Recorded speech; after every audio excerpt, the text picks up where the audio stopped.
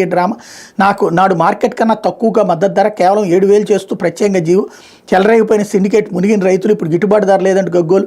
గోతాలు ఇవ్వకుండా రైతులు నాడు నరకం ఆ 5 ఏళ్ళు పంటలు అమ్మాలంటే అవస్థలే బీమా లేదు అప్పట్లో రైతుల్లో ధీమా లేదు మిర్చి ధరల సమస్యపై బాబుకు ఢిల్లీకి పైన అందుకే రైతుల్లో గందరగోళానికి జగన్ యత్నం గన్నవరం విషయంలోనూ ముందు రోజు బోల్తా అంటూ ఓ పిచ్చి వార్త ఓ పనికిమాలిన వార్త ఒక అర్థం లేని వార్త రాసుకొస్తారు.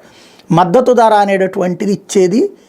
అంతే ఉంటుంది 7,000 10,000 ఇప్పుడు ఏమైనా మద్దతు ధర ఎంత ఇస్తున్నారా ఏమైనా 25,000 ఇస్తున్నారా మద్దతు ధర అనేటటువంటిది లిమిటెడ్గానే ఇస్తారు దానిపైన పెరిగింది అప్పుడు పెరిగినటువంటి దాంట్లో జగన్ వల్ల పెరిగలేదు అది ఆటోమేటిక్గా ఇంటర్నేషనల్గా ఎక్స్పోర్ట్స్ ఎక్కువైనాయి కాబట్టి పెరిగినాయి కానీ మద్దతు ధర అనేటటువంటిది తక్కువే చేస్తారు దాంతో అప్పట్లో ఎవడూ కొనలేదంట మరి కొన్నటువంటి వాళ్ళందరూ అమ్మిన వాళ్ళందరూ ఏమైపోయినట్టో డబ్బులన్నీ వాళ్ళకి ఎక్కడి నుంచి వచ్చినట్టు తెలియదు. మనం ఒక పార్టీని ఎత్తినేసుకోవాలి ఇంకొక పార్టీని దగా చేయాలి అంటే చివరికి మనల్ని నమ్మే ఎవరైతే రీడర్ ఉంటారో వాళ్ళనే మోసం చేస్తున్నాం పదే అబద్ధాలతో వాళ్ళని మోసం చేస్తున్నారు. అదే సందర్భంలో తెలుగుదేశం కార్యకర్తల సంతుష్టీకరణ కోసం వార్తలు రాస్తున్నారు తప్పించి నిజంగా వెళ్ళి ఆ మిర్చిరాయుడి దగ్గర ఉన్నటువంటి రైతులను అడగని చెప్తారు వాళ్ళు మనకి కొంచెం ఏమాత్రమైన స్పృహ ఉంటే లేకపోతే